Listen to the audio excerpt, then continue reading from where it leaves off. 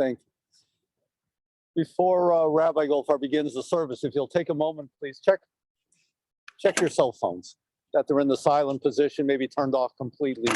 That would be appreciated. And again, there's bottled water in the cooler. Please help yourselves, everyone. Thank you.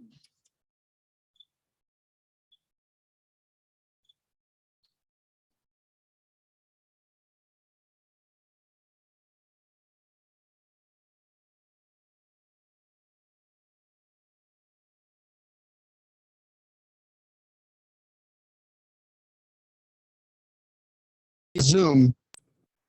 And so we are grateful for the opportunity for you all to be with us. We come together this afternoon to honor the life and memory of Mollie Schartoff.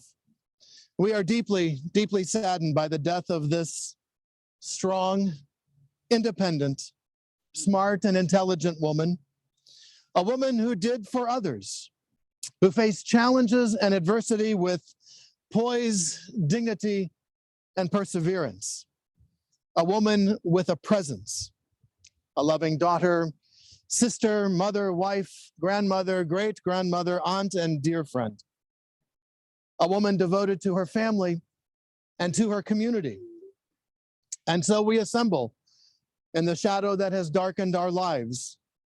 We need light when gloom darkens our lives. To whom shall we look, if not to the creator of life? We need fortitude and courage when pain and loss assail us. Where shall we find them, if not in the thought of the one who preserves all that is good from destruction? Indeed, who among us has not passed through trials and bereavements? All things pass. All that lives must die.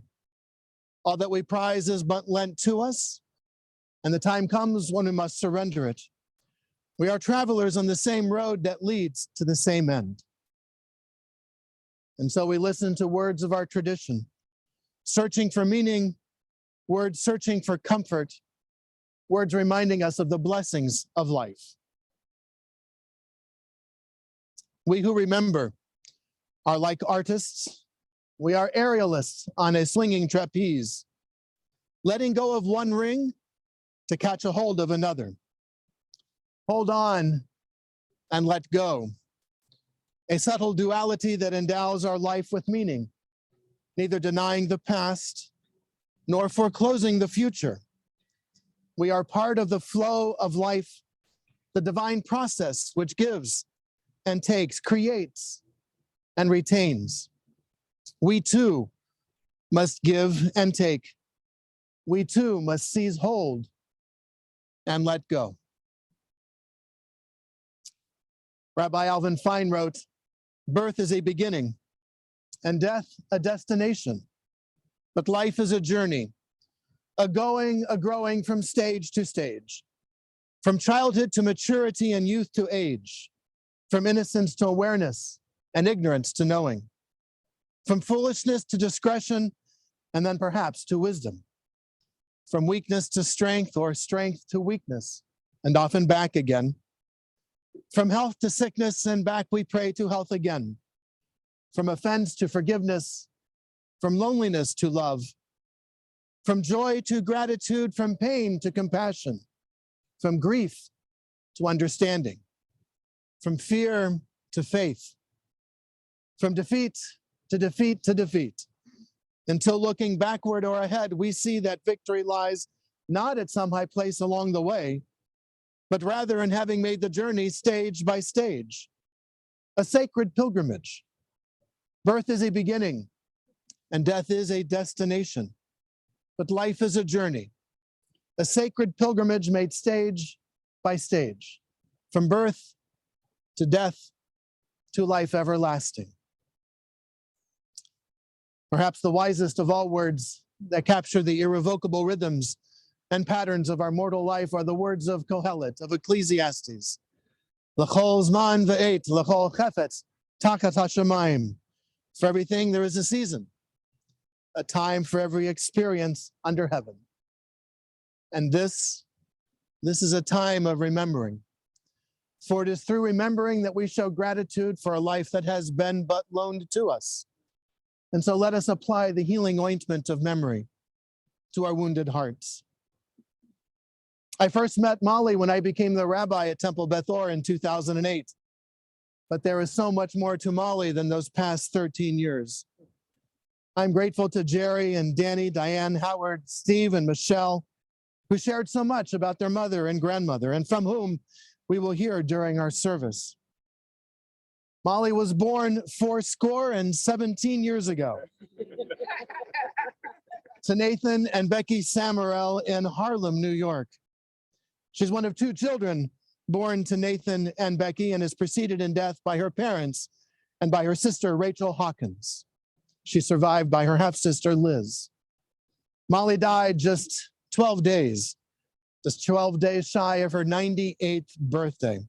We take a moment to marvel at the history that Mollie lived and the experiences that she amassed during her near century of life. The year that Mollie was born was the same year that welcomed traffic signals. She was 1 year old when notebooks with spiral bindings were invented. She was 2 when John Scopes was put on trial for teaching evolution. 3 when Goddard launched his very first rocket. 4 when the world was introduced to talking movies. 5 years old when Mickey Mouse appeared. She was 6 years old when the Great Depression occurred. 7 years old when construction began on the Hoover Dam. 9 years old when FDR was elected to his first term in office. She was 10 years old when stereo records were invented, but they were called 78s back then. And we'll try to explain that to Cooper later on. We'll let you guys explain what a record is. Oh, okay, good. All right. Mollie was 11 years old when the game Monopoly was invented, 12 years old when nylon was invented, 14 years old when the shopping cart was invented. Yeah, 15 years old when the ballpoint pen was invented. So all during school, Mollie had to use an inkwell, you know?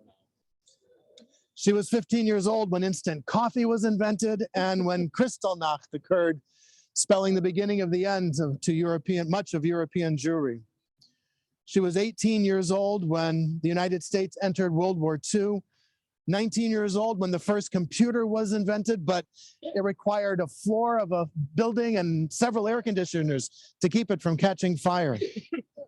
She was 20 years old when penicillin was invented, when Jacques Cousteau invented the aqua lung.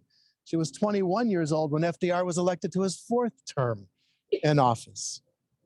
She was 25 years old when Israel became a modern state, and maybe more importantly, when the Wurlitzer jukebox was invented, and 26 years old when cake mix was invented. Maybe that's why Mollie was such a good cook, you know? There were no Duncan Hines, Betty Crockers. You all had to do it from scratch. And this is just the beginning of her life.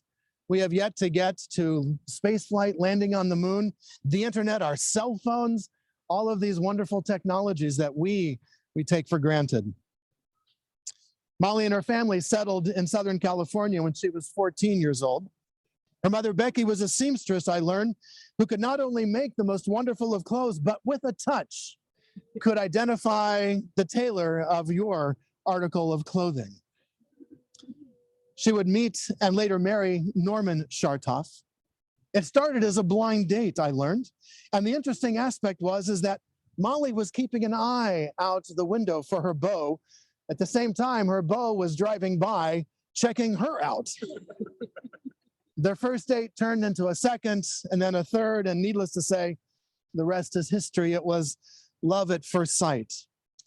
Indeed, Mollie and Norman lived what Judaism hopes for every relationship, that the person you marry is not only your soulmate, not only that other half of you, but is that ezer kenegdo, that helper in opposition to. Judaism does not have a concept of a subservient spouse. According to Genesis, God wanted human beings to benefit from a relationship that was not only nurturing, but also challenging.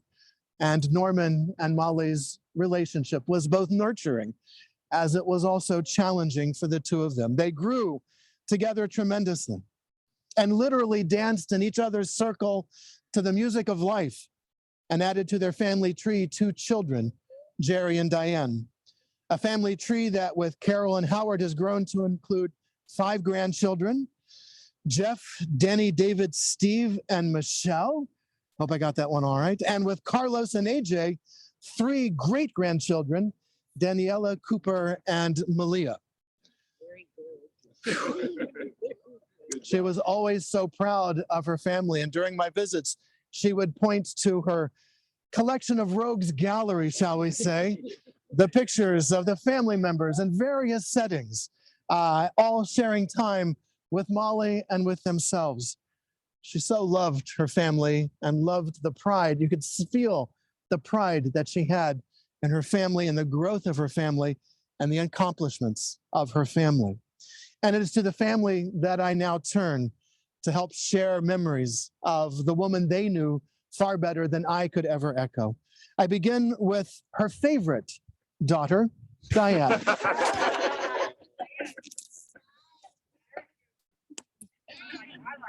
Yeah, I know Mollie had lots of favorites, so everyone is introduced as her favorite. Okay, I'm going to put this to you here. Okay. I've written something down and I'm going to try to just stick with it because it will be easier for me. So Heaven got a good one the other day. Our mom, a heart of gold, always thinking of others. She never met a stranger. A short history of her mom. A lot of this you've just heard from Rabbi, but I wrote most of this several weeks ago while caring for my mom and wanted to share some of my memories of my wonderful mother. She was born in Harlem, New York in 1923 to immigrant parents who came from Turkey.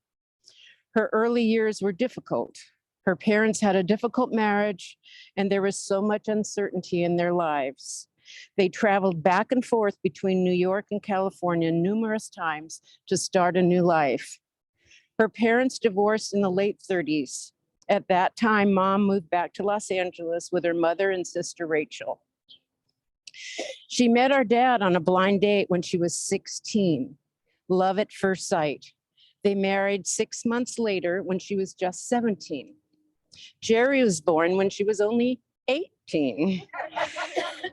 World War II was going on and our dad enlisted in the Navy. Mom and Jerry moved back to New York, but then came back to California shortly before the war was over. I was born a year after Dad returned. They moved back to Los Angeles. In the late 40s, our dad was seriously ill with tuberculosis of the spine. He spent a year in the Veterans Hospital 2 different times. It was a difficult time for our family. Mom had a difficult time working and supporting Jerry, me, and her. In 1956, things were back on track and they bought their first house in Torrance. Dad worked for Hughes Aircraft and was then transferred to a new facility in Fullerton. We moved to La Mirada in 1959. I remember going to Temple Beth Or when services were held at the church right across the street before the current building was opened. Life was good for our mom and dad during the 60s, 70s, and much of the 80s. Mom began working at Hughes too. Dad and Mom carpooled to work each day. They each worked there about 20 years. They had many, many friends and did so much. Dance lessons, bowling leagues, parties with friends, and huge family gatherings. They traveled extensively. Dad developed heart disease and passed away in 1991. They were married 51 years, had 2 children, Jerry and me, 5 grandchildren, Jeff, Dan, Dave Schartoff, and Steve and Michelle Jennings. My mom now has 3 great-grandchildren, Daniela, Cooper, and Malia. Her honorary grandchildren are AJ, Steve's wife, Michelle, Dan's wife, Carlos, Michelle's significant other, Marissa, David's significant other, and Corey, Jeff's significant other. She treated my husband, Howard, like a son. They used to have the best in-depth conversations about politics and life. He used to make her giggle with his funny sense of humor. Carol Schartoff, Jerry's former wife, was also like a daughter to her. Pam Fodar, Jerry's girlfriend, also got the special Mollie treatment. Mom never met a stranger. She was always giving of herself. After Dad died, Mom got involved in so many volunteer activities. She volunteered at the La Mirada Theater, Meals on Wheels, an active volunteer at the La Mirada Landmark where she lived for 44 years, and was very active in the sisterhood at Temple Bethor. She helped so many people with her loving ways. She traveled extensively with her sister Rachel and many friends. Her trip to Israel was a bucket list item. It turned out to be her most favorite journey. The sights, the history, the food, and the wonderful people she traveled with from Temple Bethor. I took Mom on her first camping trip where we met Michelle in Yosemite, and she slept in a tent. Michelle had a bear encounter one night, but we didn't share that information with Mom till the morning. Howard always wanted to take her out for her birthday. Her 83rd birthday comes to mind. He took us to the Martini Dome in La Quinta. Mom had one too many martinis, and I don't think she had another since that day. We laughed about her hangover for years after. In the early 90s, Mom became reacquainted with her half-sister Liz. They developed such a beautiful relationship. Liz and Mom shared many happy times together, and with Liz's three kids, Lisa, Ron, and David. During these last few months, Liz came over several times and spent the nights with me to help care for her ailing sister.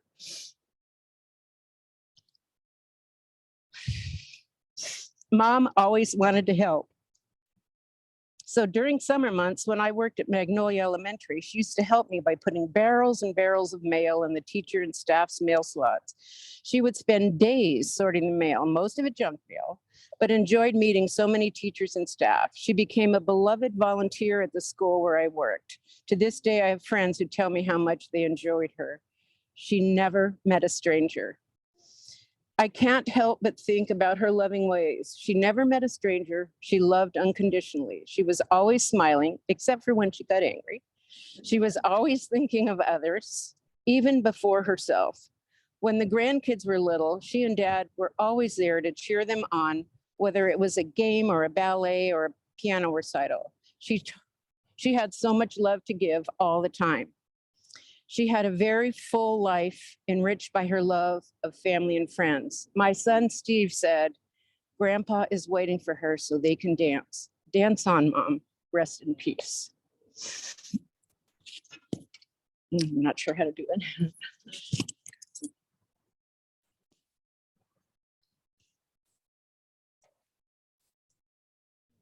Thank you. Thank you very much, Diane.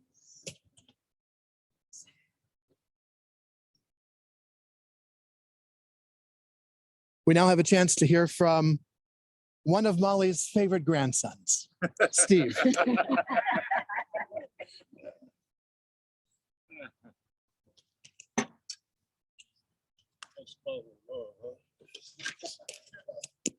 All right.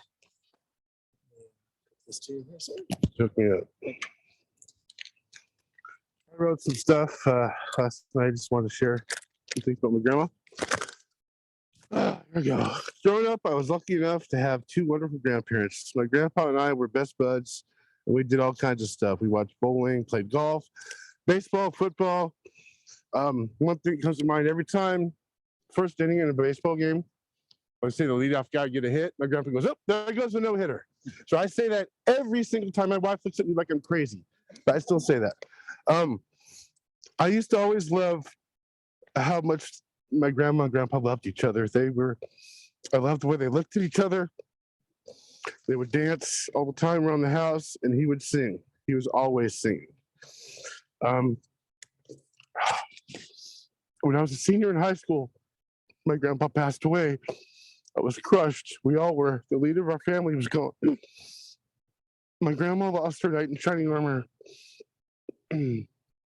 After Grandpa died, Grandma started her second life. She was absolutely amazing. She volunteered and helped so many people. Went on trips to Russia, to Israel.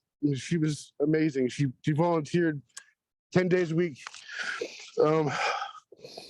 My grandma and I had a very special relationship. We'd go bowling, go to baseball games. One of her favorite things was she loved a beer and a hot dog when she'd go to a baseball game. And she said it wasn't like being there unless you had a beer and a hot dog. She loved the smell of the grass in the baseball field. As some of you know, she was a huge Dodger fan. Them bums, as my grandpa would say. Years ago, I worked at a private country club in Oceanside, and I got to become friends with Hall of Famer Duke Snider. And my grandma was a huge fan of his. And so I got to know him pretty well. He'd tell me baseball stories. I told him about my grandma and how, she's a fan from way back when. So I asked him to sign an autograph for her. And when I gave it to her, she couldn't even talk. She was like a little kid. Like I gave her, an 8-year-old a baseball card. And it was like, to Mollie, I don't even remember what it says.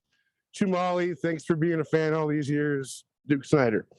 But she would act like a little kid. Her smile was very contagious.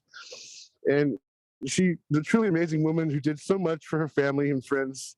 And as some of you may know, she wasn't always sweet. If you pissed her off, you'd hear about it. But she would give you that evil eye, and God forbid if you told her to use her walker or her cane or her life alert thing that she had hanging up. I'm like, oh, Grandma, this is real good there, hanging up on the wall. She was a little stubborn. I'm going to miss her very much. She lived the longest, fullest life one can live. I'm heartbroken over her leaving us. But I'm so happy you're reunited with your knight in shining armor. I love you, Grandma.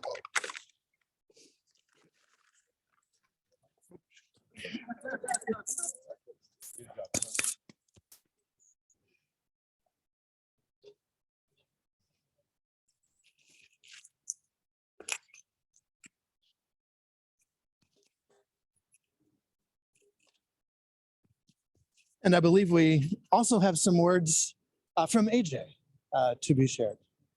Is that correct? Okay.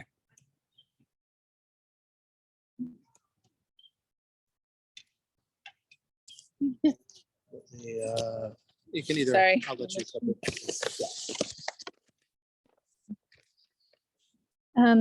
I'm just reading a poem that Mollie wanted Diane to have read at her services.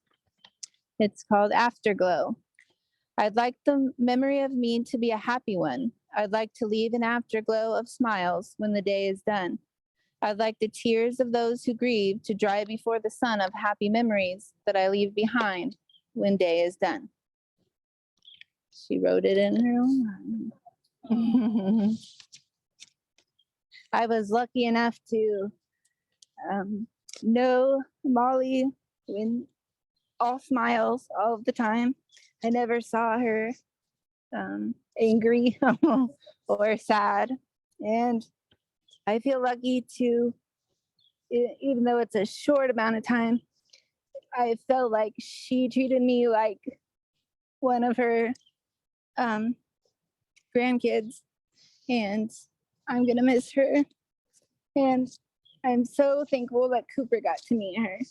And we talk about her all the time.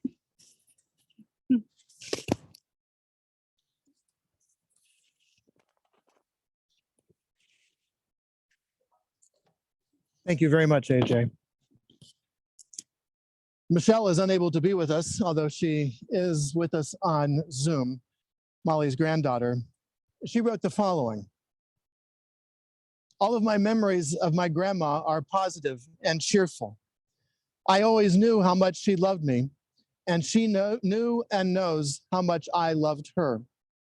She was very active, always cooking, hosting parties, dancing, laughing every time I was around her. She was strong and beautiful and became amazingly independent after my grandfather died. It's hard to put into words how I feel and all my memories. She always told me to live day by day and enjoy life as much as possible each and every moment. She was so strong. I guess I thought she was going to live forever. My heart is so broken knowing she's not here anymore, but her love for music and dancing lives on very strongly through my daughter, through Mollie's granddaughter, and it's quite a beautiful thing.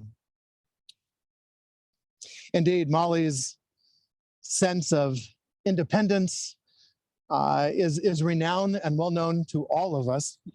Whoever tried to do anything for Mollie, during my visits with her, she would always insist on having a tray of goodies set out. And she would always try to get me to stay for lunch or to come for lunch. Mollie was a consummate hostess. During our trip to Israel, we had the opportunity to not only be inspired by Mollie as one of our older members who were traveling with us and all the walking that she did, but was able to send lovely text messages back to Jerry and Diane, because Mollie originally had a roommate for that trip who backed out. And Mollie wanted to go nonetheless. And nonetheless, she did. She went and goed and did many, many things that I wasn't quite so sure maybe she should. But she was a trooper all the way around. We had a chance, we were at an Israeli Veterans Memorial during Veterans Day here in the States, and had a chance to invite up our veterans who were traveling with us and the spouses of veterans. Mollie proudly took her place and spoke of Norman's service to our country. She was a character. She was a woman with a presence. She was one who constantly did, as you have heard, for others, for our temple as well, as part of our sisterhood with the La Mirada Theater and Meals on Wheels.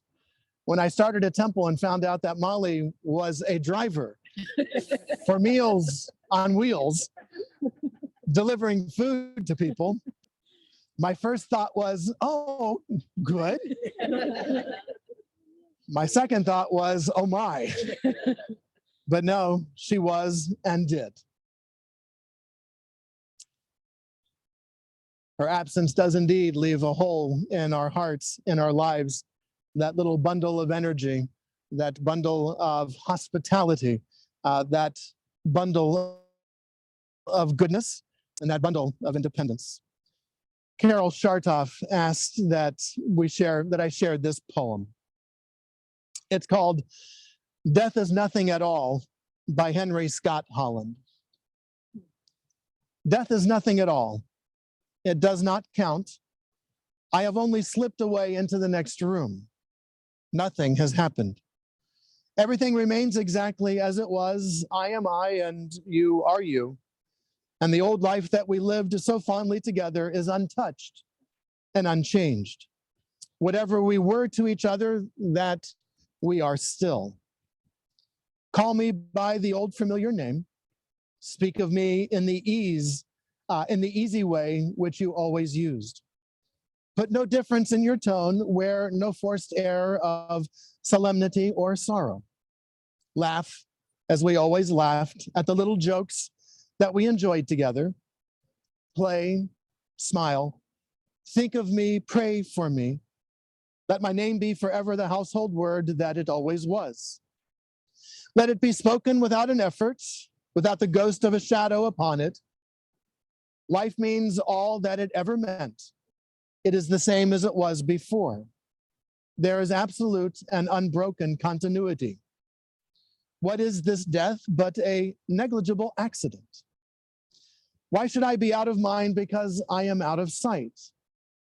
I am but waiting for you for an interval. Somewhere very near, just around the corner, all is well.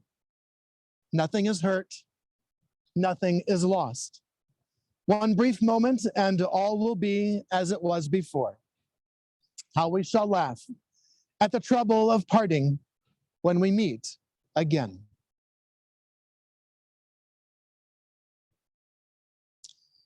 May we find comfort and strength from all who gather by our sides today. And may we be comforted in the knowledge that Mollie rests in eternal peace and in Olam Haba, in the world to come, Mollie has been gathered to her kin and to her Norman. Mollie died on Friday just before Shabbat. And there is a rich tradition in Judaism about the righteous who not only enter Shabbat, but enter eternity on that same day. For us Jews, the Sabbath begins at sundown on Friday. And Mollie died on that very Friday. Not only did she leave this world, but she entered eternity and Shabbat on the same day. In addition, that week is the week when we read the Torah portion known as Lech Lecha, the charge given to Abraham and to Sarah by God. Lech Lecha, go forth. Leave the place that you have known. Leave the land of your birth. Leave your parents' home to a place that I will show you. And in so many ways, I think Mollie did exactly that on that Friday. Although it is painful for us, she has set out to a land that God will show her. And although Mollie is no longer physically with us, she will always be a part of us through the good deeds that she performed and the many ways in which she touched all of our lives. And so we remember and we reflect and we cherish this, the life of our mother, grandmother, great-grandmother, aunt, and dear friend, Mollie Schartoff. In the rising of the sun and its going down, we will remember Mollie. In the blowing of the wind and in the chill of winter, we will remember her. In the opening of buds and in the rebirth of spring, we will remember Mollie. In the blueness of the sky and in the warmth of summer, we will remember her. In the rustling of leaves and in the beauty of autumn, we will remember Mollie. In the beginning of the year, and when it ends, we will remember her. When we are weary and in need of strength, we will remember Mollie. And when we have joys we yearn to share, we will remember her. So long as we live, so too shall Mollie live, for she is now a part of us. As we pause for a moment of silence, an opportunity to remember and to reflect a time that we shared, a laugh, a smile with Mollie.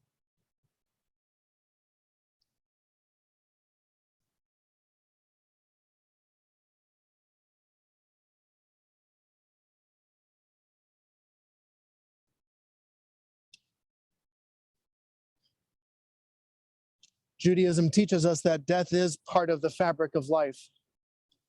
But when death comes, it tears into that very fabric. Judaism teaches us that we all carry within us a wound in our hearts. Symbolically, we show that wound on family members by tearing a ribbon. I ask those with a ribbon if you would please rise as you are able. I've got one. Okay.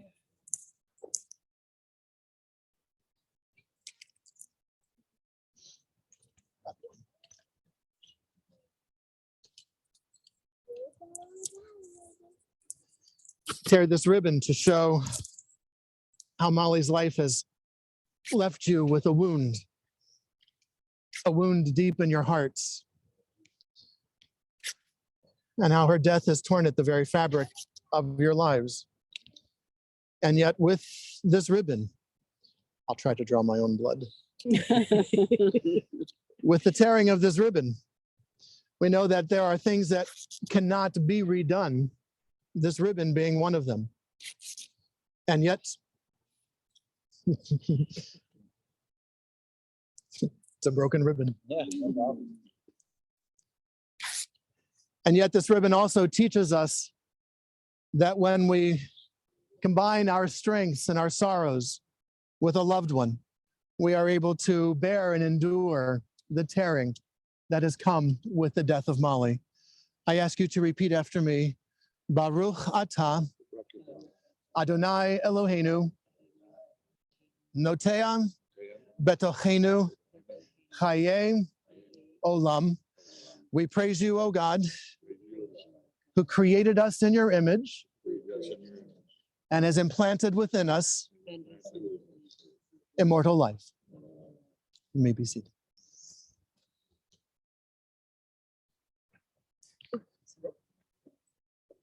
Merritt Molloy wrote, "When I die, give what's left of me away to children and to old men that wait to die. And if you need to cry, cry for your brother walking the street beside you. And when you need me, put your arms around anyone and give them what you need to give me. I want to leave you something better than words and better than sounds. Look for me and the people I've known and the people that I've loved. And if you cannot give me away, at least let me live in your eyes and not in your mind. You can love me most by letting hands touch hands, by letting bodies touch bodies, and by letting go of children that need to be free. Love doesn't die, people do. So when all that's left of me is love, give me away."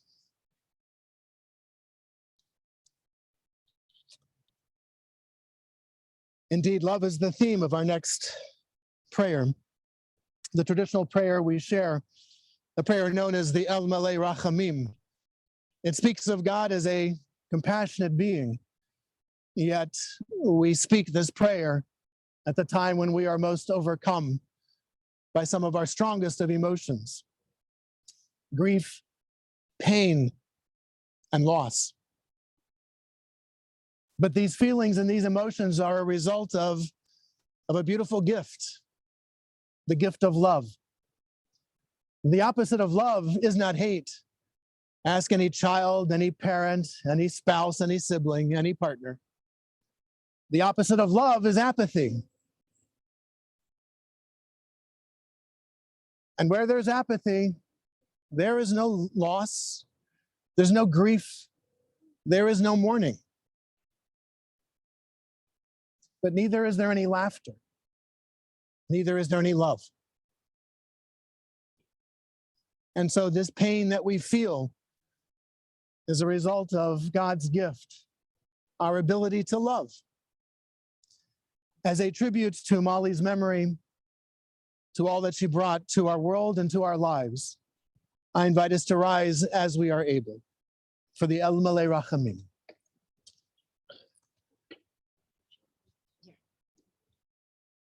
I will share an English translation, but it is available to you on page 20 in our memorial booklets.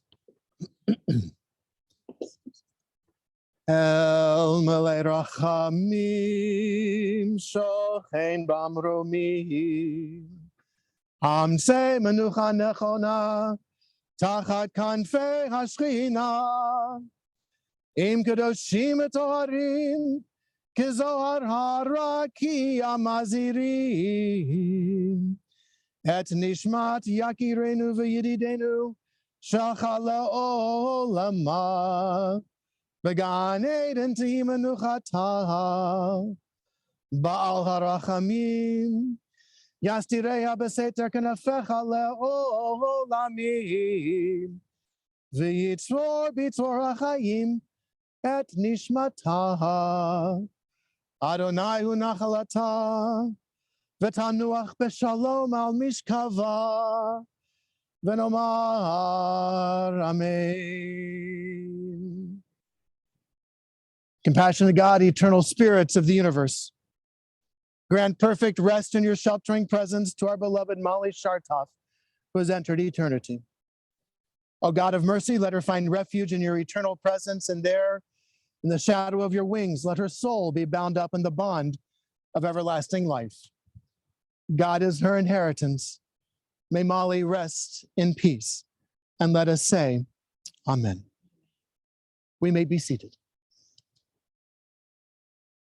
Our tradition teaches us that we do not leave this task of bringing our loved ones to their sacred and eternal resting place alone, but that we, as a family and as a community, we share intimately in that act.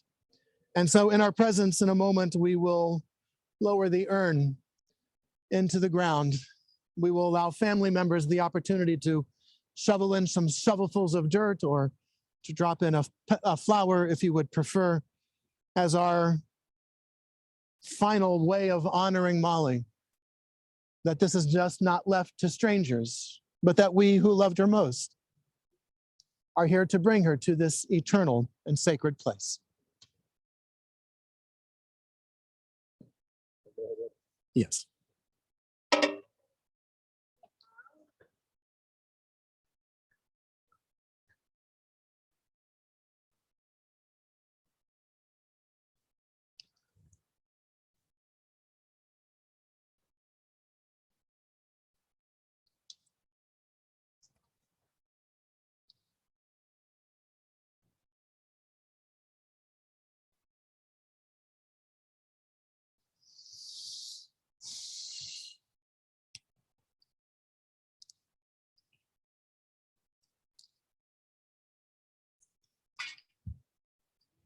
Each of us has a name given by the source of life and given by our parents.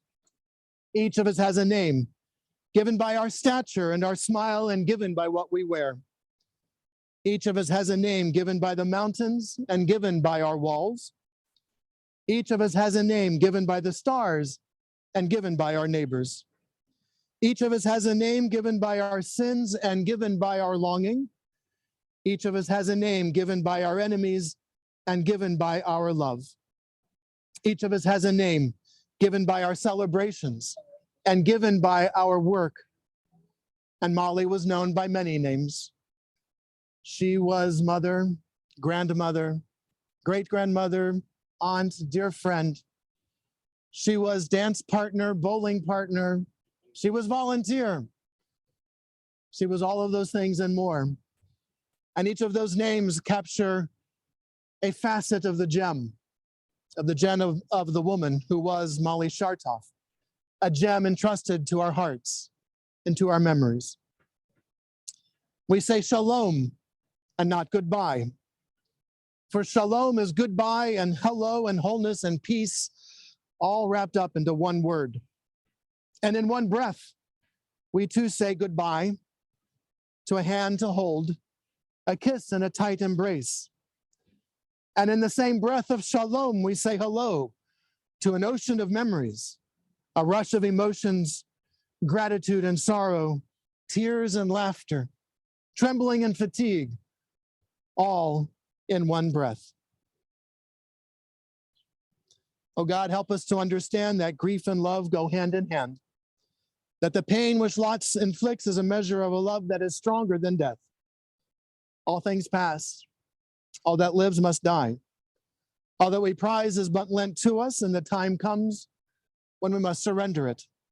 We are travelers on the same road that leads to the same end. And in this spirit, O God, do we commit all that is precious to us to your keeping, as we repeat the words hallowed by the generations, the words of our Kaddish. The Kaddish never mentions the word death or grieving or loss. It is a prayer instead trying to name the great mystery at the heart of life, that we are here cognizant and conscious of life, that we have shared life with others. This prayer begins as a prayer by our rabbis at the period of a conclusion of a period of study, a book of the Bible, a tractate of the Talmud, a section of the service. These words were shared. What begins as a prayer at the conclusion of a period of study, part of the service, becomes a prayer shared at the conclusion of one's life, but still naming that same mystery, that Mollie's life intertwined with that of Norman, that Mollie's life intertwined with all of us, that in her presence, we lived, we loved, we laughed, we learned, we argued, we debated, we celebrated. Could there be any other words to describe the blessing with which we have been blessed? I invite us to rise as we are able for the words of our Kaddish. Yitkadal v'yit. Oh, I'm sorry. You can find it in your our morning booklet on page 22. Yitkadal v'yitkadash shemei Rabbah. Be'alma divra chirute v'yamlich malchute. B'chayechon v'yomechon v'chaye dechol Beit Yisrael. Ba'agala uvizman kari v'imru amen. Yehi shemei Rabbah mevarach le'olam ulalmei almaya. Yitbarach v'yishtabach. V'yitba'ar v'yitromam v'yitnaseh. V'yitadar v'yitale v'yitalal. Shemei d'kudesha b'richu. Le'elam min kol birchata v'shirata. Tushbechata v'nechamata. Da'amiran be'alma v'imru amen. Yehi shlama rabba min shmaya. V'chayim aleinu v'al kol Yisrael v'imru amen. Say shalom b'mromav. Hu ya'aseh shalom. Aleinu v'al kol Yisrael v'imru amen. May all of us who mourn and all of us who are bereaved, may we find through God's eternal presence a source of strength, courage, and hope. And may we find comfort from all who gather by our sides. And let us say, amen. This concludes our funeral service for Mollie Schartoff. We'll invite family members who would like to shovel in some shovelfuls of dirt to please do so. Please be careful around the gravesite. Those who would like to drop in flowers, please feel free to do so.